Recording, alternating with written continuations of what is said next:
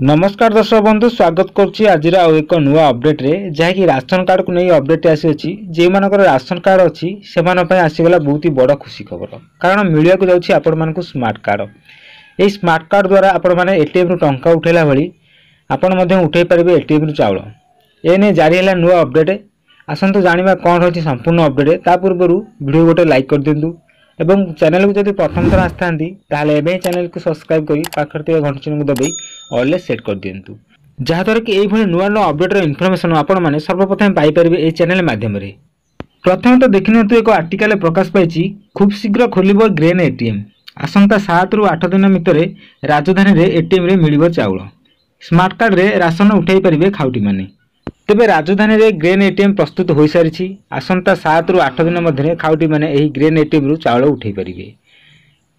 राज्य खाद्य जोगाण और खाउटी कल्याण मंत्री कृष्णचंद्र पात्र यही सूचना देइचंती। स्मार्ट कार्ड जरिया रे एटीएम रु टंका उठेला भली खाउटी माने ग्रेन एटीएम रु चाउल मध्य उठाई पारिबे।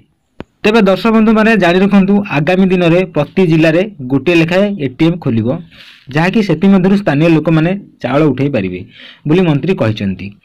जदि आपनकर राशन कार्ड अच्छी ताहले आपनको खूब शीघ्र मिलिया जाउची स्मार्ट कार्ड आउ ता सहित कार्ड द्वारा आपण माने मध्य एटीएम रु चाउल उठाई पारिबे। एने जारी है नुआ अपडेट खूब शीघ्र राज्यर प्रत्येक जिले में खोलिबो ग्रेन एटीएम। तेबे दर्शक बंधु आपण मानकर राशन कार्ड अच्छी कि नहीं निहाती भाबरे कमेंट करी जणांतु।